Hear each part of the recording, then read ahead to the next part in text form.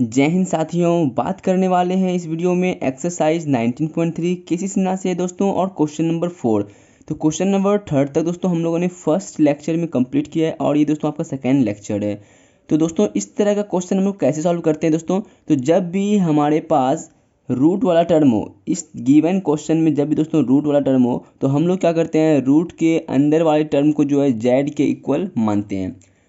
तो यहाँ पर हम लोग क्या कर लेंगे दोस्तों, सबसे पहले put z equal to root के अंदर टर्म क्या है तो 2x प्लस 1 है, और यहाँ से हम लोग जो है x का वैल्यू फाइंड करते हैं। तो ये हो जाएगा z माइनस 1 अपॉन में 2, प्लस का 1 इस साइड जाएगा तो माइनस का 1 और 2 डिवाइड में चले जाएगा। तो यहाँ से हम लोगों ने दोस्तों x का वैल्यू फाइंड कर लिया है, आप लोग बोलेंगे हाँ। और जो पुट जेड इक्वल टू करते हैं उसको हम लोग इक्वेशन 1 मानते हैं, और यहीं से हमको जो है x का वैल्यू फाइंड करना होता है और dx का वैल्यू फाइंड करना होता है। तो dx का वैल्यू फाइंड करने के लिए हम लोग चलेंगे फ्रॉम इक्वेशन 1। इक्वेशन 1 में क्या है तो z equal to 2x plus 1 है। तो यहाँ से जो है dx का वैल्यू फाइंड करना होगा तो डिफ्रेंशिएशन कर लेते हैं। तो dz अपॉन dx, x के रिस्पेक्ट में यहाँ पर डिफ्रेंशिएशन किया जा रहा है। 2 क्या है कांस्टेंट, इसको बाहर कर लेते हैं। x का डिफ्रेंशिएशन x के रिस्पेक्ट में क्या होगा 1 होगा, प्लस 1 क्या है कांस्टेंट, तो कांस्टेंट का डिफ्रेंशिएशन 0। तो यहाँ से जो है dx का वैल्यू क्या फाइंड हो रहा है, dx इक्वल टू 2 इंटू 1 2। जब dx यहाँ पे मल्टीप्लाई होगा और 2 जो इस साइड आएगा तो डिवाइड में आ जाएगा, डैट मीन्स dz अपॉन में 2 हो जाएगा। तो x का वैल्यू फाइंड कर लिए और dx का वैल्यू फाइंड कर लिए। नाउ अब हम लोग चलेंगे क्वेश्चन पर दोस्तों। तो क्वेश्चन में यहाँ पर क्या था, i equal to integration of x। तो x का वैल्यू हम लोगों ने क्या फाइंड किया है, z माइनस 1 अपॉन में 2। यहाँ पे लिखेंगे z माइनस 1 अपॉन में 2। अब देखिए रूट अंडर, तो ये जो है टर्म ये z के इक्वल है, तो ये हो जाएगा रूट अंडर z, और dx किसके इक्वल है तो dx इक्वल है dz अपॉन 2 के इक्वल है। तो यहाँ से हम लोग क्या कर लेंगे दोस्तों, i इक्वल टू 2 इंटू 2 4, ये कांस्टेंट है तो कांस्टेंट को हम लोग जो है बाहर कर लेते हैं। अब यहाँ पे क्या करना होगा, तो ये 2 और ये 2 तो बाहर हो गया, अब इसको जो है इससे मल्टीप्लाई करेंगे क्योंकि ये दोस्तों एक टर्म है।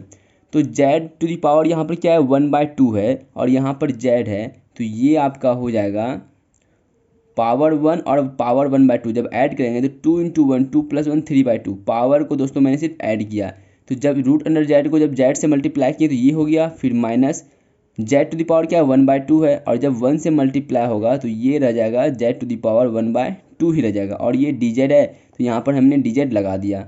i equal to 1/4 integration of. अब हम लोग क्या करेंगे, सेपरेट कर लेंगे दोस्तों। सेपरेट कैसे करते हैं, तो इंटीग्रेशन करना होगा किसका, जेड टू द पावर 3/2 का, और यहाँ पर आ जाएगा dz, फिर यहाँ पर माइनस देंगे integration of z to the power क्या 1/2, और यहाँ पर dz और ब्रैकेट बंद। i इक्वल टू 1/4, तो ये क्या हो जाएगा जेड टू द पावर 3/2 का इंटीग्रेशन, पावर में 1 ऐड होता है, डेट मीन्स 2 प्लस 3 5, तो 5/2, और डिवाइड बाय क्या होता है, डिवाइड बाय होता है 5/2। यहाँ पर माइनस है तो minus z to the power 2 plus 1 3, तो ये जगह 3/2 अपॉन में भी 3/2। तो यहाँ पर दोस्तों हम लोग क्या कर रहे हैं, पावर में 1 ऐड कर रहे हैं। इंटीग्रेशन का फॉर्मूला होता है, यदि आप लोगों को याद नहीं है तो मैं एक बार दिखा देता हूँ। यहाँ पर integration of x to the power n का, और यहाँ पे dx रहता है, तो इसका फॉर्मूला होता है x to the power n plus 1 upon में n प्लस 1।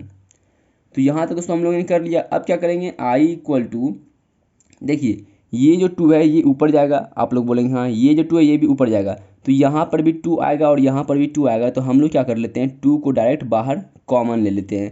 तो नीचे में क्या बचेगा, नीचे में बचेगा 5 और यहाँ पर बचेगा 3।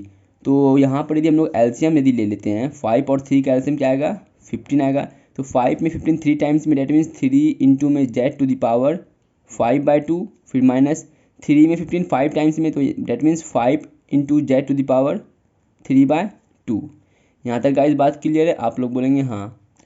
तो i इक्वल टू 2/4 को हम लोग क्या लिखेंगे 1/2, और ये जो 15 है ये यहाँ पे आके क्या हो जाएगा मल्टीप्लाई हो जाएगा। तो बात समझ में आ रही है। 2/4 को हमने लिखा, 1/2 लिखा, 15 को हमने बाहर कर लिया इनटू में। अब दोस्तों यहाँ से कॉमन क्या आएगा, तो z⁻3/2, मैंने दोस्तों आपको क्या बोला था, जिस टर्म पे पावर कम होगा उस टर्म को हम लोग बाहर करते हैं। तो यहाँ से जो है z⁻3/2 बाहर आ जाएगा। तो यहाँ पर क्या बचेगा, यहाँ पर बचेगा 3 × z, फिर माइनस, यहाँ से हम लोगों ने z⁻3/2 कॉमन ले लिया, तो यहाँ पर क्या बचता है, सिर्फ 5 बचता है यहाँ पर। तो अब जो हम लोग क्या कर लेंगे, i = 1/30। अब z किसके इक्वल है, तो z जो है दोस्तों, यदि आप लोग देखेंगे इक्वेशन 1 अपना, आप लोग अपने कॉपी में इक्वेशन 1 को देखिए, z जो है वो इक्वल है 2x + 1 के। तो हम लोग z के बदले 2x + 1 लिख सकते हैं, और पावर क्या है, 3/2 है। z के बदले हम लोग क्या लिख सकते हैं, 2x + 1, और ये माइनस का 5 है। i = थोड़ा सा ऊपर कर लेते हैं दोस्तों यहाँ पर, चलिए ये हो जाएगा 1/30, 2x + 1 to the whole power 3/2, 3 दूनी 6x + 3 × 1 3 -5। i = 1/30, 2x + 1 to the whole power 3/2। अब देखिए दोस्तों, चलिए एक टर्म और बढ़ा लेते हैं, 6x और ये 3 - 5 माइनस का 2 हो जाएगा। i = 1/30, थोड़ा सा दोस्तों मैं ऊपर कर लेता हूँ, 1/30, और यहाँ पर क्या है, तो 2x + 1 to the whole power 3/2। यहाँ से जब हम लोग 2 कॉमन लेंगे तो यहाँ पर क्या बचेगा, 3x बचेगा, फिर माइनस, यहाँ पे क्या बचेगा, 1 बचेगा। तो 2 से ये 30 15 टाइम्स में कट जाएगा, आप लोग बोलेंगे हाँ। तो यहाँ पर दोस्तों मैं एक बार लिख रहा हूँ, इम्प्लाइज डैट i = 1 अपॉन में, यहाँ पे क्या बचा, 15 बचा है, और ये जो 3x - 1 है इसको हम लोग आगे कर लेते हैं। तो 3x - 1 इसको हमने आगे कर लिया, अब दिखाई पड़ रहा है, चलिए। और ये जो टर्म है 2x + 1, 2x + 1 to the whole power 3/2। और दोस्तों हम लोग क्या करते हैं, लास्ट में क्या करते हैं, +c देते हैं, तो ये हो गया +c। और ये गाइज आप लोगों का आंसर होता है क्वेश्चन नंबर 4 का। तो आई होप कि दोस्तों आपको जो है ये क्वेश्चन अच्छे से दोस्तों समझ में आ गए होंगे। बढ़ते दोस्तों नेक्स्ट क्वेश्चन 5 नंबर की ओर।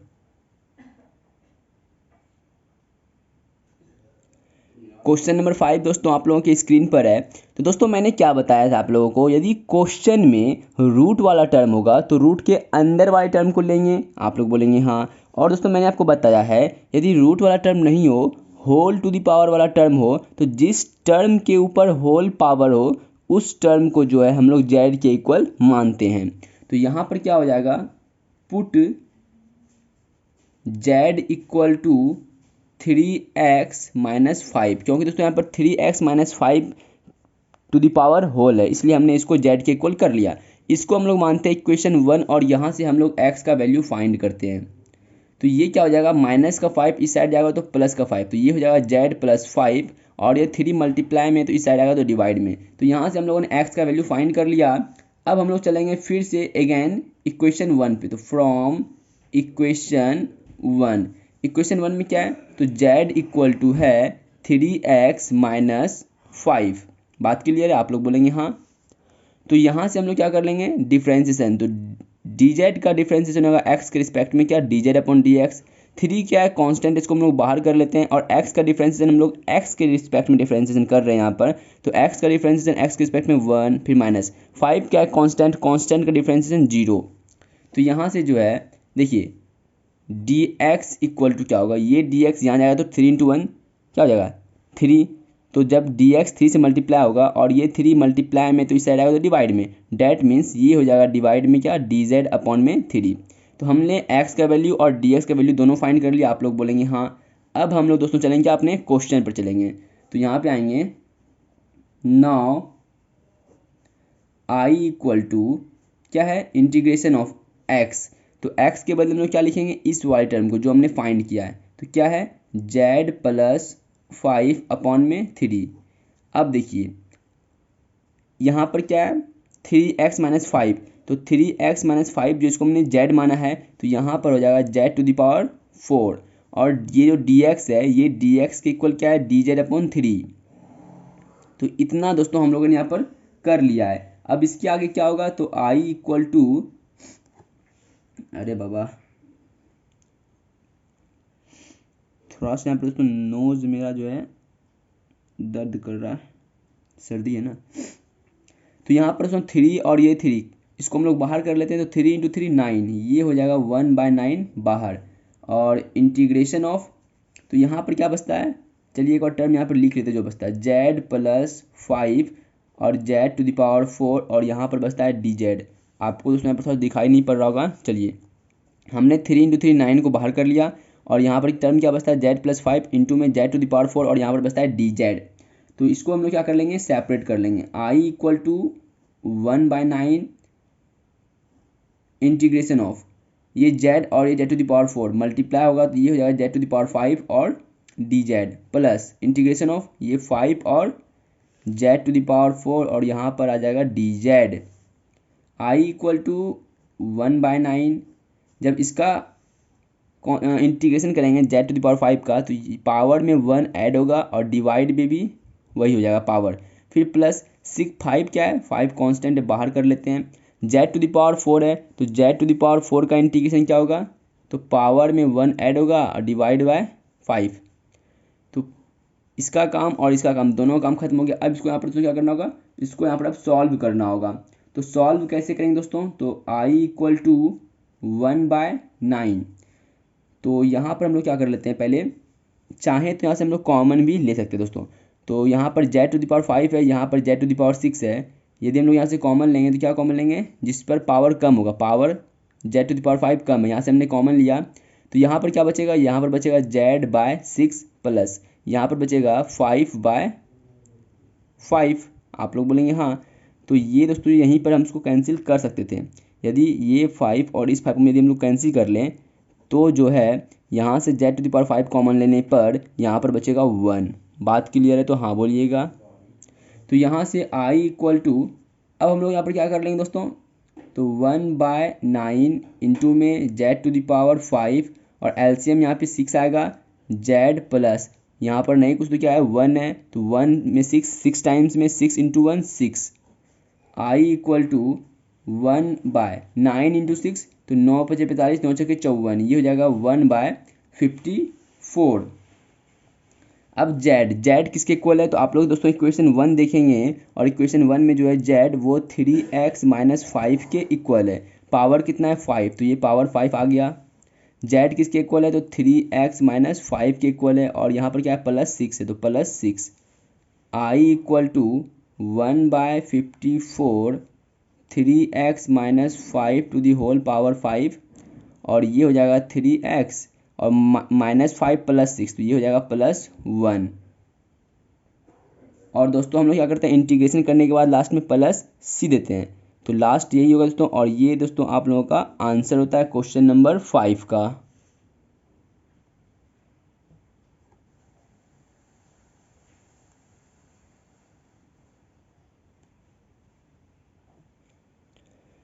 नेक्स्ट क्वेश्चन गाइज आप लोगों की स्क्रीन पर है। और दोस्तों मैं एक बार फिर से रिपीट कर देता हूँ कि इस तरह का जब भी क्वेश्चन मिले तो हम लोग पहले चेक करते हैं रूट वाला टर्म है या फिर पावर वाला टर्म है या फिर अंश बटे हर के रूप में क्वेश्चन है। तो यहाँ पर दोस्तों हम लोग देख पा रहे हैं कि रूट वाला टर्म है, तो हम लोग क्या करते हैं, यहाँ पर रूट के अंदर वाले टर्म को जो है z के इक्वल मानते हैं। डैट मीन्स z = रूट के अंदर टर्म क्या है, तो x - 3 है। और यहाँ पर दोस्तों इसको हम लोग इक्वेशन 1 मान लेते हैं और यहाँ से हम लोग x का वैल्यू फाइंड करते हैं। तो x = यहाँ पर हो जाएगा, ये -3 इस साइड जाएगा तो +3, तो z + 3 हो जाएगा।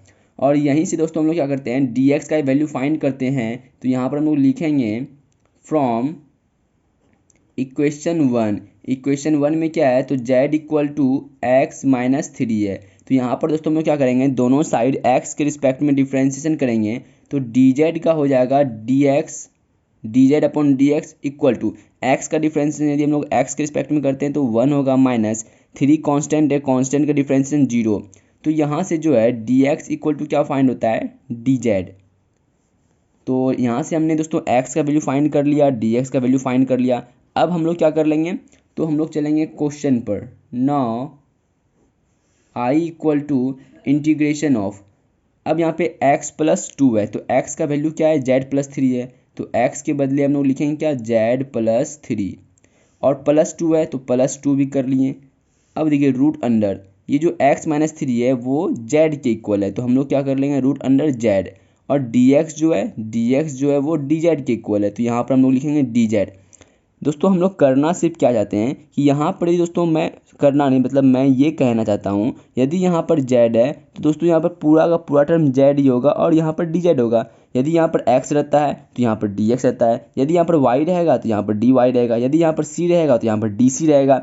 बात समझ में रहे हैं, बात समझ में आ रही है ना। चलिए तो ये क्या हो जाएगा इसका i equal to integration of,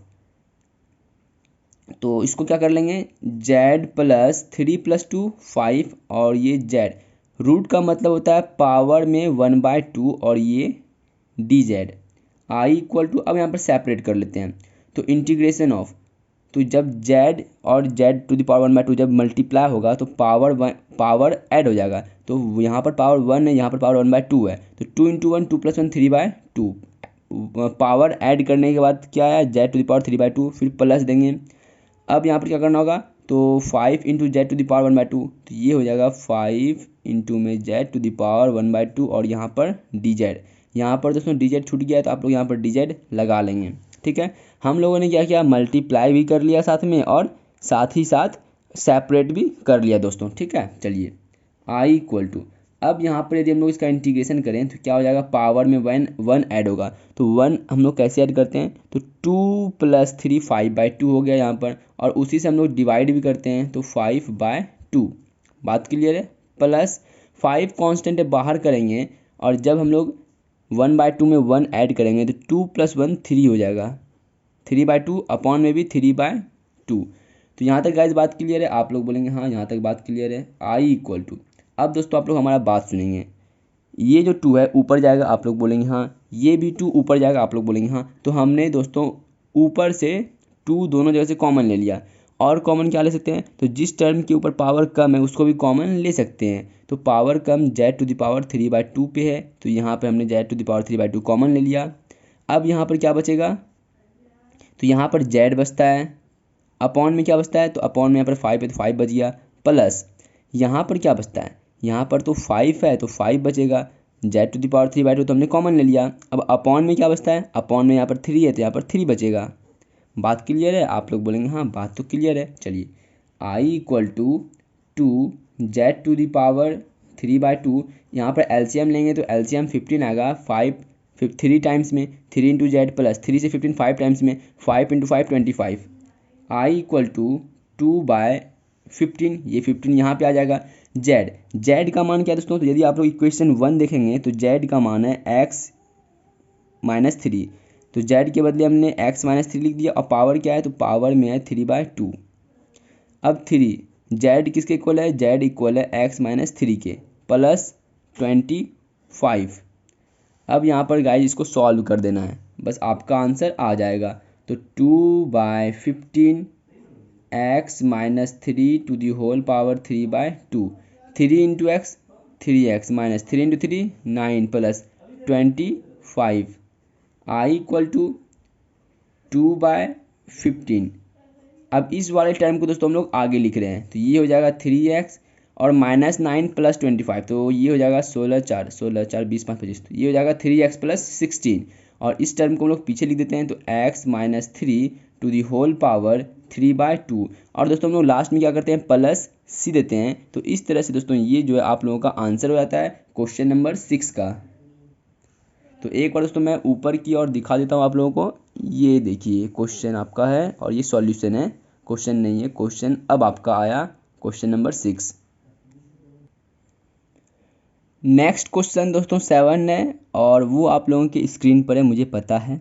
तो दोस्तों जब भी क्वेश्चन मिले तो आप लोग चेक करेंगे वहाँ पर रूट वाला टर्म है या फिर होल टू दी पावर वाला टर्म है या फिर न्यूमिनेटर अपॉन डिनोमिनेटर वाला टर्म है। तो यदि दोस्तों रूट वाला टर्म मिलेगा तो हम लोग क्या कर लेंगे z को जो है रूट के अंदर वाले टर्म के इक्वल कर देंगे। यदि होल पावर का टर्म होगा तो z इक्वल टू जिस टर्म पे होल पावर है उसके इक्वल कर देंगे, और यदि दोस्तों न्यूमिनेटर अपॉन डिनोमिनेटर में होगा तो z इक्वल टू डिनोमिनेटर वाला टर्म को लिखेंगे। तो यहाँ पर रूट वाला टर्म है आपको दिखाई पड़ रहा है, तो हम लोग यहाँ पर क्या कर लेंगे put z equal to root के अंदर वाला टर्म जो कि है 2x प्लस 3 और इसको मान लेते हैं इक्वेशन 1 और यहाँ से हम लोग जो है x का वैल्यू फाइंड करते हैं। तो ये 3 प्लस का इस साइड जाएगा तो माइनस का 3, डैट मीन्स z माइनस 3 और 2 मल्टीप्लाई में है तो ये हो जाएगा डिवाइड में। x का वैल्यू फाइंड कर लिए। अब हम लोग चलेंगे इक्वेशन 1 पर और यहाँ से हम लोग दोस्तों जो है dx का वैल्यू फाइंड करते हैं। तो इक्वेशन 1 में है z equal to 2x plus 3 है। यदि हम लोग यहाँ पर दोनों साइड डिफ्रेंसिएशन कर दे x के रिस्पेक्ट में तो x के रिस्पेक्ट में dz का हो जाएगा dz upon dx equal to 2 constant है, इसको बाहर कर लेंगे और x का डिफ्रेंसिएशन x के रिस्पेक्ट में 1 प्लस 3 क्या है कांस्टेंट है, कांस्टेंट का डिफ्रेंसिएशन 0। तो यहाँ पर दोस्तों आप लोग देख सकते हैं dx इक्वल टू क्या हो जाएगा, ये जो 2 है 2 इंटू 1 2 हो जाएगा, dx इस साइड मल्टीप्लाई में और 2 इधर आएगा डिवाइड में, डैट मीन्स dz अपॉन 2 हो जाएगा। तो हमने यहाँ पर दोस्तों x का वैल्यू और dx का वैल्यू दोनों फाइंड कर लिया है और यहाँ पर पुट कर देना है x का वैल्यू और dx का वैल्यू। तो हम लोग चलेंगे now i equal to integration of x plus 2 है दोस्तों। तो x का मान क्या है, तो z माइनस 3/2 है। अरे बाबा ये थोड़ा सा बड़ा हो जाएगा, z माइनस 3/2 है और यहाँ पर क्या है प्लस 2 भी है तो प्लस 2 कर देंगे। अब रूट अंडर ये जो है दोस्तों वो z के इक्वल है तो रूट अंडर z इनटू में dx किसके इक्वल है, तो dx इक्वल है dz अपॉन 2 के, dz अपॉन में 2।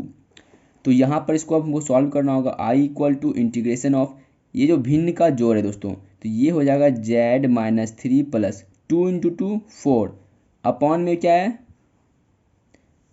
अपॉन में यहाँ पर 2 है तो ये 2 आएगा एलसीएम ना, और यहाँ पर है रूट अंडर z इंटू में dz अपॉन में 2 i इक्वल टू ये जो 2 है और ये 2 मल्टीप्लाई होगा 2 इंटू 2 4 तो 1/4 ये बाहर आ गया। आप लोग बोलेंगे हाँ integration of z minus 3 plus 4 तो ये हो जाएगा प्लस का 1 और ये रूट अंडर z है तो रूट अंडर z को हम लोग लिख सकते हैं z टू द पावर 1/2 लिख सकते हैं ना, आप लोग बोलेंगे हाँ। और यहाँ पर क्या है dz है तो ये आपका dz यहाँ पर आ गया।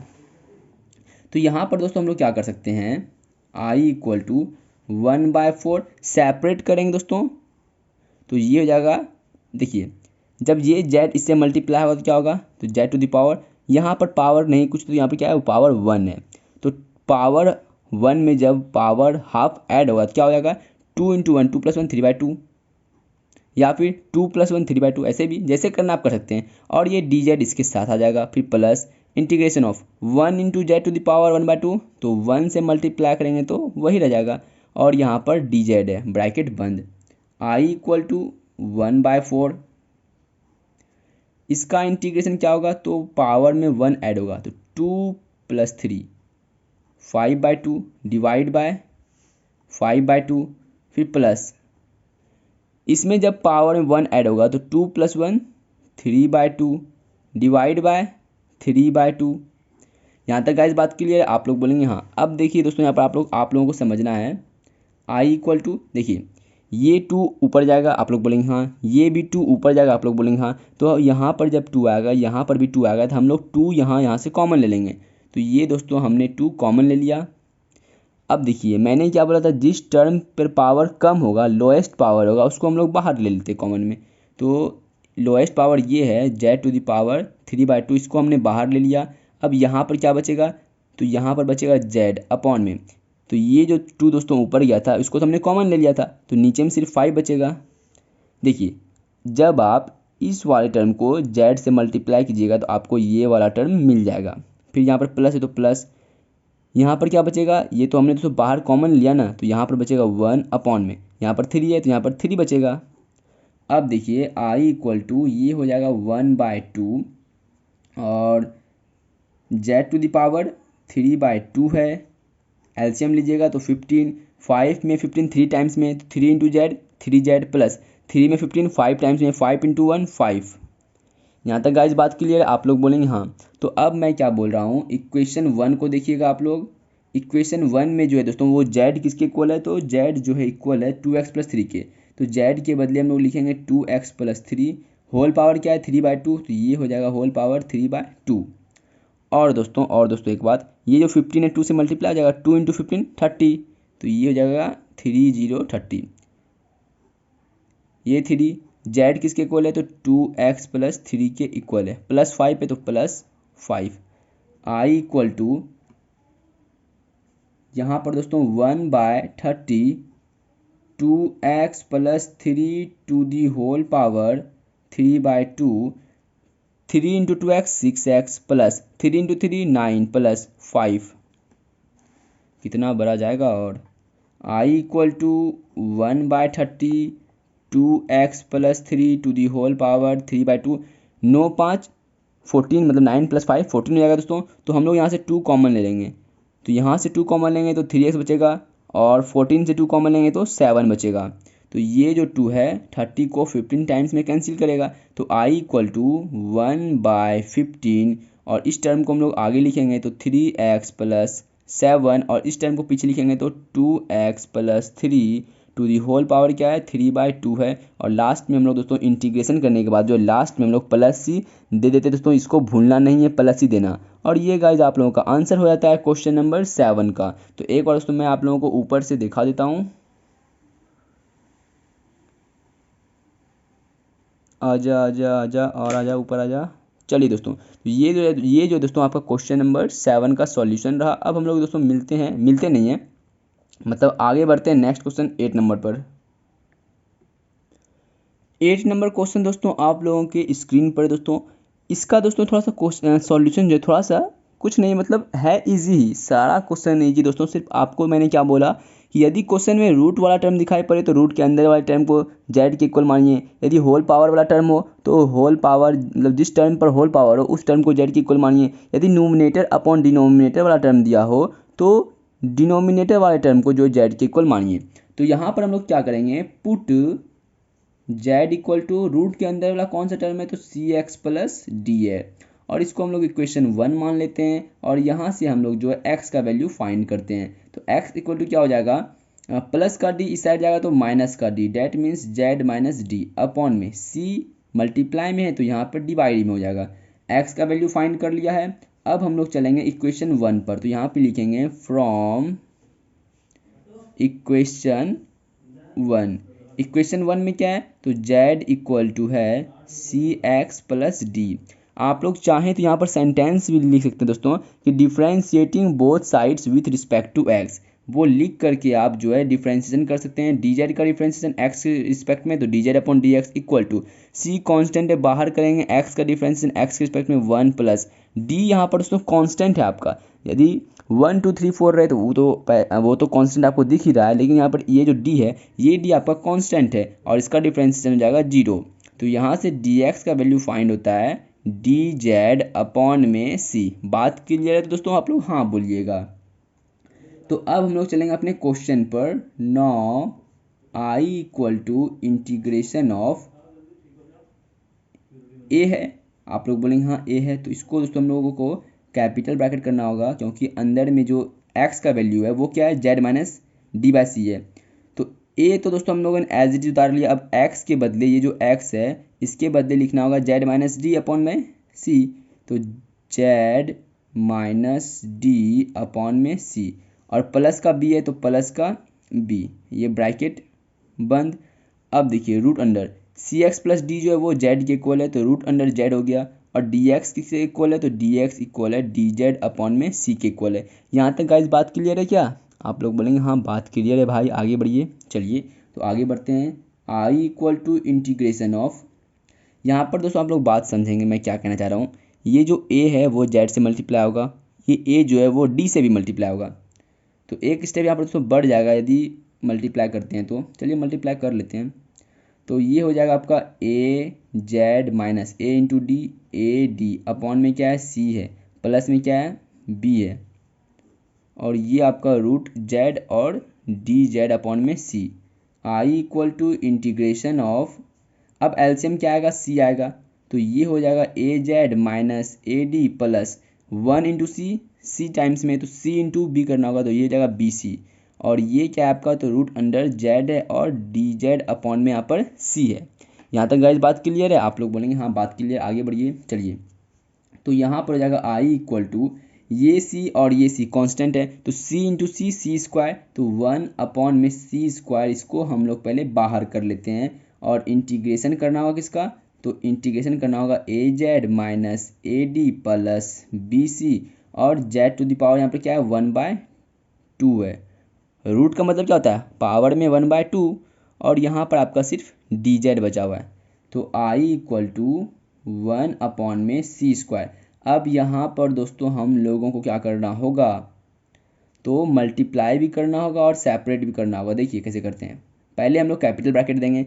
दोस्तों आप लोग समझते हैं यहाँ पर मैंने यहाँ पर कैपिटल ब्रैकेट क्यों दिया। मैंने दोस्तों यहाँ पर कैपिटल ब्रैकेट इसलिए दिया क्योंकि ये जो 1/c² है ये पूरे टर्म के साथ क्या है, मल्टीप्लाई है। इसलिए दोस्तों यदि हम लोग होल ब्रैकेट देंगे ना तो ये टर्म जो है हर टर्म के साथ जो है मल्टीप्लाई होगा। ये दोस्तों ये ब्रैकेट का जो यूज है दोस्तों ये बहुत ही मस्त होता है। यदि आप लोग ये सीख जाते हैं कि ब्रैकेट का यूज कब करना है, कैसे करना है, क्योंकि दोस्तों यदि आप लोग ब्रैकेट छोड़ दीजिएगा ना तो आप लोगों का आंसर गलती हो जाएगा। इसलिए दोस्तों ब्रैकेट का यूज अच्छे से करना चाहिए। तो ये जो जेड टू द पावर 1/2 है ये इससे मल्टीप्लाई होगा। आप लोग बोलेंगे हाँ, तो देखिए integration of A Z into में जेड टू द पावर 1/2, और यहाँ पर डी जेड आएगा, फिर यहाँ पे माइनस है तो माइनस। अब देखिए दोस्तों ये जो ए डी है ये कांस्टेंट है ना, आप लोग बोलेंगे हाँ, तो मैं बोलता हूँ ए डी को पहले ही बाहर कर लेते हैं और इंटीग्रेशन किसका करना होगा, सिर्फ जेड टू द पावर 1/2 का, और यहाँ पर डी जेड आएगा। देखिए बात समझिए, ये जो ए डी है इससे पहले मल्टीप्लाई होगा, आप लोग बोलेंगे हाँ, तो मल्टीप्लाई होने के बाद इंटीग्रेशन करना है, आप लोग बोलेंगे हाँ। तो ए डी कॉन्स्टेंट है मेरा, तो कॉन्स्टेंट को दोस्तों हमने पहले ही बाहर कर लिया। अब इंटीग्रेशन सिर्फ करना है जेड टू द पावर 1/2 का, ये प्लस है तो प्लस, ये बी सी फिर से कांस्टेंट है, इसको हम लोग पहले बाहर कर लेते हैं और इंटीग्रेशन करना होगा सिर्फ जेड टू द पावर 1/2 का। बात क्लियर है तो दोस्तों एक बार आप लोग हाँ बोलिएगा, और ये ब्रैकेट क्लोज।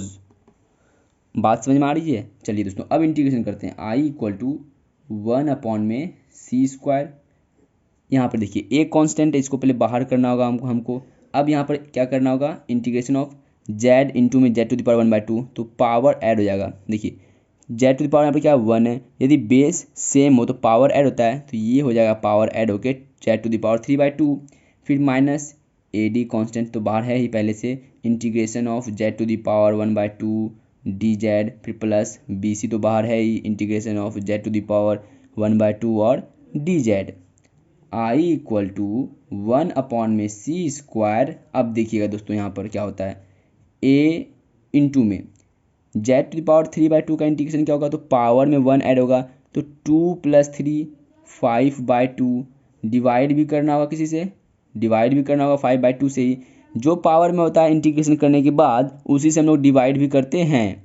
ये माइनस तो माइनस आ गया, ए डी है तो ए डी यहाँ पर उतर जाएगा।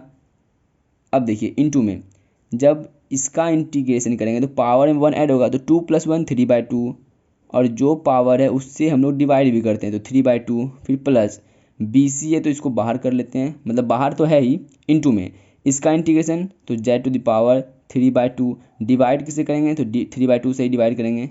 यहाँ तक गाइस बात क्लियर है। आप लोग बोलेंगे हाँ बात क्लियर है। अब यहाँ पर दोस्तों बारी आती है कॉमन का, तो कॉमन कैसे लेंगे, देखिए मेरा पहले आप लोग मेरी बात को गौर से सुनेंगे। ये जो 2 है ऊपर जाएगा, आप लोग बोलेंगे हाँ, ये भी 2 ऊपर जाएगा, आप लोग बोलेंगे हाँ, ये वाला जो 2 है ये भी ऊपर जाएगा, आप लोग बोलेंगे हाँ। तो दोस्तों यहाँ पर तीनों जगह से हमने 2 को पहले कॉमन ले लिया। बात क्लियर है, सहमत हैं, आप लोग बोलेंगे हाँ। चलिए अब देखिए मैंने आपको क्या बोला था दोस्तों, जिस टर्म पर लोएस्ट पावर होगा उसको कॉमन लेना है। तो लोएस्ट पावर यहाँ पर दोस्तों आपको 3/2 दिखाई पड़ रहा होगा, तो हम लोग जो है जेड टू द पावर 3/2 इसको भी कॉमन ले लेते हैं। तो अब यहाँ पर क्या बचेगा, ए है, ए बच गया। यहाँ से हम लोगों ने दोस्तों z to the power 3/2 common लिया है, लेकिन अभी भी यहाँ पर जेड बचा हुआ है। डिनोमिनेटर में यहाँ पर दोस्तों 5 बचा हुआ है, फिर माइनस देंगे। यहाँ पर ए डी है तो ए डी आ जाएगा। यहाँ से हम लोगों ने z to the power 3/2 common ले लिया है, तो यहाँ पर बचेगा 1 इंटू में 1, चलिए ठीक है, इंटू में 1 अपॉन में यहाँ से ये जो 2 है ऊपर चले गया था ना, और उसको हम लोगों ने कॉमन ले लिया था, यहाँ पर सिर्फ डिवाइड बाय 3 बचा हुआ है, प्लस बी सी अपॉन में यहाँ पर क्या है 3 है। तो इस तरह से दोस्तों ये वाला काम कर लिया आप लोगों ने। आप लोग बोलेंगे हाँ। अब आगे बढ़ते हैं यहाँ से। आई इक्वल टू देखिएगा 2/c² इंटू में जेड टू द पावर 3/2 है। यहाँ पर एलसीएम लेना होगा, तो 5 3 3 है, तो एलसीएम क्या आएगा 15 आएगा। 5 में 15 3 टाइम्स में, तो 3 इंटू में ए जेड माइनस 3 में 15 5 टाइम्स में तो 5 इंटू में ए डी प्लस 3 में 15 5 टाइम्स में तो 5 इंटू में बी सी। बात क्लियर है तो हाँ बोलिएगा दोस्तों। आई इक्वल टू 2 अपॉन में 15 यहाँ पे है, ये इससे मल्टीप्लाई हो जाएगा तो ये हो जाएगा 15 सी स्क्वायर। अब हम लोग जो है आप लोग जो दोस्तों इक्वेशन 1 में देखिएगा जेड जो है वो किसके इक्वल है, तो आप लोग बोलेंगे जेड जो है वो सी एक्स प्लस डी के इक्वल है। तो यहाँ पर होल पावर क्या है 3/2 है, तो ये होल पावर 3/2 हो जाएगा। अब दोस्तों तो यहाँ पर जो है क्या करना होगा 3a है तो 3a जेड किसके इक्वल है, तो जेड बोलेंगे आप लोग सी एक्स प्लस डी के इक्वल है। फिर माइनस 5AD फिर प्लस 5BC है ना, तो 5BC। यहाँ तक दोस्तों हम लोगों ने कर लिया, आप लोग बोलेंगे हाँ कर लिए। अब आगे करते हैं ना, I equal to 2/15 c square और ये क्या है तो c x plus d to the whole power 3/2। अब देखिएगा 3a जब इससे मल्टीप्लाई होगा तो ये हो जाएगा 3acx प्लस 3a जब d से मल्टीप्लाई होगा तो ये हो जाएगा 3ad। यहाँ पर क्या है माइनस का 5ad प्लस में क्या है तो 5bc है। यहाँ तक गाइज बात क्लियर है, आप लोग बोलेंगे हाँ यहाँ तक तो बात क्लियर है। अब इसको देखिए क्या करते हैं दोस्तों, मैं यहीं पर एडजस्ट कर लूँ दोस्तों, कोई प्रॉब्लम तो नहीं होगा। चलिए मेरी बातों को खाली सुनेंगे। यहाँ पर आपका 2/15 सी स्क्वायर इंटू में है c x plus d to the whole power 3/2 और यहाँ पर दोस्तों हमारा क्या 3acx है। अब देखिए और ये जो 5bc है इसको हम लोग आगे लिख लेते हैं, तो 5bc और जब इस टर्म को सॉल्व कीजिएगा ये प्लस का 3 और ये माइनस का 5 है तो ओवरऑल आएगा माइनस का 2ad और लास्ट में हम लोग इंटीग्रेशन करने के बाद प्लस c देते हैं। तो अब आप लोग यहाँ पर दोस्तों एक चीज़ गौर कीजिएगा, क्या यदि दोस्तों हम लोग प्लस c देंगे कांस्टेंट के रूप में तो ये गलत हो जाएगा। क्यों गलत होगा दोस्तों, क्योंकि दोस्तों मैंने आपको बताया है जब भी दोस्तों इधर c का यूज हो गया होगा, जैसे कि यहाँ पर देखिए c आ गया, यहाँ भी c आ गया, यहाँ भी c आ गया, मतलब एक को c यहाँ पर आ गया दोस्तों, तो हम लोग कांस्टेंट के रूप में c नहीं लेंगे, कुछ और ले लेंगे। तो हम लोग यहाँ पर क्या करेंगे इस बार कांस्टेंट के रूप में यहाँ पर c नहीं लेंगे बल्कि प्लस का k लेंगे और ये गाइस आप लोगों का आंसर होता है। यदि हम लोगों को इधर c भी मिलता k भी मिलता तो हम लोग कांस्टेंट कुछ और ले लेते हैं। समझ में आ रही है बात, हम लोग यहाँ पर सिर्फ दोस्तों यहाँ पर प्लस कांस्टेंट के रूप में लेते हैं। अब यहाँ पर c आ गया है तो हम लोग यहाँ पर c नहीं ले सकते हैं बल्कि यहाँ पर क्या लेंगे कुछ और ले लेंगे कांस्टेंट। तो हम लोगों ने यहाँ पर कांस्टेंट कुछ और क्या लिया है k ले लिया है। तो इस तरह से जो है दोस्तों हम लोगों ने क्वेश्चन नंबर आप लोग यहाँ पर देख सकते हैं 8 को हम लोगों ने सॉल्व किया। तो आई होप कि दोस्तों आप लोगों को ये जो सॉल्यूशन है आपको समझ में आ रही होंगी, मैं ऐसा उम्मीद करता हूँ दोस्तों। और ये दोस्तों ये सॉल्यूशन आप लोगों के लिए हेल्पफुल रहा हो और हमारा ये वीडियो आप लोगों को समझ में आया हो तो प्लीज़ हमारे इस वीडियो को लाइक कर दें। एंड यदि दोस्तों आप लोगों के लिए प्लेटफॉर्म हेल्पफुल है तो आप हमारे चैनल को सब्सक्राइब भी कर सकते हैं। दोस्तों मिलते हैं नेक्स्ट वीडियो में, love you all, thank you, bye bye.